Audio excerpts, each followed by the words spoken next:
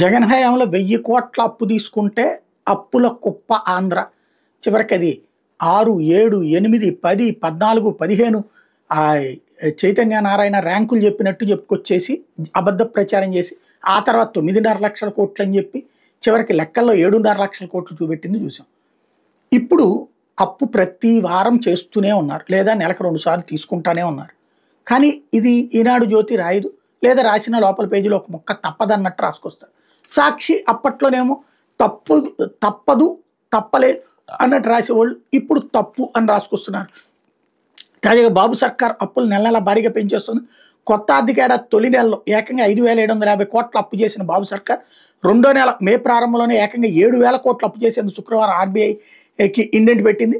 ఈ మేరకు ఆర్బీఐ శుక్రవారం నోటిఫై చేసింది. మంగళవారం సెక్యూరిటీలు వేలం వేయడం ద్వారా ఈ మొత్తం రుణాన్ని రాష్ట్ర ప్రభుత్వానికి సమీకరించి ఇవ్వనుంది. దీంతో కొత్త ఆర్థిక సంవత్సరంలో రెండో నెల వచ్చేసరికి ఏకంగా బాబు సర్కార్ 12,750 కోట్లు అప్పు చేసినట్టు అవుతుంది. తాజా అప్పులు 1000 కోట్లు 7 ఏళ్ల కాల వ్యవధి, 2,000 కోట్లు 9 ఏళ్ల కాల వ్యవధి, 2,000 కోట్లు 10 ఏళ్ల కాల వ్యవధి, 1000 కోట్లు 11 ఏళ్ల కాల వ్యవధిలో, 1000 కోట్లు 12 ఏళ్ల కాల వ్యవధిలో మెచ్యూరిటీ అయ్యేలాగా ఆర్బీఐ నోటిఫై చేసిందట.